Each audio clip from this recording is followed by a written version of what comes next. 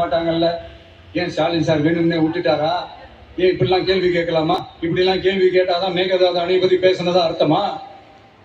ஏன் அந்த state CM பேசுறாரு, நீங்க ஏன் பேசல அப்படின்னா, நம்ம ஸ்டேட்டோட உரிமையை எங்க நிலைநிறுத்தணுமோ அதுக்காக வேலை பார்க்கறது மட்டும்தான் முக்கியம்.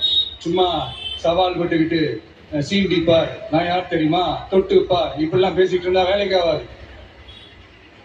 சும்மா பேசி பேசி பிரச்சனையை வளர்த்துக்கிட்டு யார் மேலே அது பழியை தூக்கி போட்டுட்டு அப்புறம் மக்களை அம்போன்னு தெருவில் விட்டுட்டு இப்படிதான் ஒரு அரசியல் பண்ணணும்னா அந்த அரசியல் நமக்கு தேவையும் இல்லை, அதை நம்ம செய்யவும் போறதில்லை.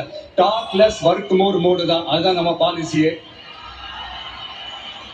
அதனாலதான் சட்டசபையில அந்த அரசினர் தீர்மானம்னு சொல்லி ஒன்று கொண்டு வந்தோம். அதை எப்படி டேக் இட் ஃபார்வர்ட், எப்படி கொண்டு போகணுமோ அதை சரியா செய்வோம். சென்ட்ரல் கவர்மெண்ட்ல இருந்து அந்த டீலிமிட்டேஷனை திரும்ப கொண்டு வர போறதா ஒரு பேச்சு ஒன்று அடிபடுது. யார் என்ன டீலிமிட்டேஷன் கொண்டு வந்தாலும் தமிழ்நாடு அதை ஒத்துக்காது. நமக்கான இடத்தை யாரும் பறிக்கவும் முடியாது, அது பறிக்கவும் விட மாட்டோம்.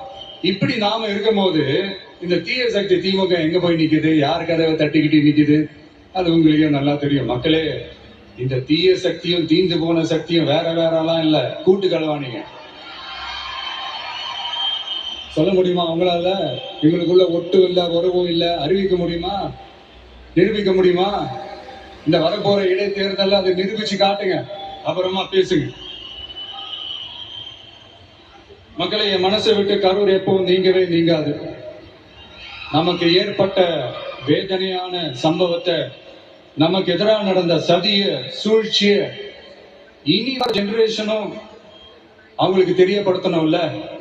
அதுக்காகவே இனி ஒரு அரசியல் சதிய, அரசியல் சூழ்ச்சிய யாரும் யோசிக்கவே கூடாதுன்றதுக்காகவே கரூர்ல ஒரு நினைவு சின்னத்தை நம்ம டிவிகே சார்பா அமைக்கப்படும் அப்படின்றத அறிவிக்கிறோம். அப்புறம் கரூர்ல இருந்து ஒட்டுமொத்த தமிழ்நாட்டு மக்களுக்கும் சொல்றேன், உங்க டிவிகே அரசு உங்களுக்காகத்தான் உழைக்கும். அடிப்படை வசதிகளை முதல்ல நிறைவேற்றணும். ஒரு பக்கம் நிதி நிலைமையை செஞ்சுக்கிட்டே இன்னொரு பக்கம் அப்படியே நாம சொன்னதுல பிரையாரிட்டி பார்த்து ஒவ்வொன்னா படிப்படியா நிறைவேற்ற ட்ரை பண்ணுவோம்.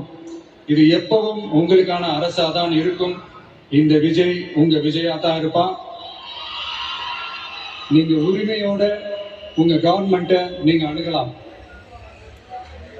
இந்த தீயசக்தி ஆட்சி முடிஞ்சு பொட்டிக்குள்ள போனதுல இருந்து என்னென்னமோ பண்றாங்க, ஏதோ பேசுறாங்க, சோஃபாங்கிறாங்க, வாஷிங் மிஷினுங்கிறாங்க. இந்த அரசியல் வியாபாரம் பண்றதுக்கான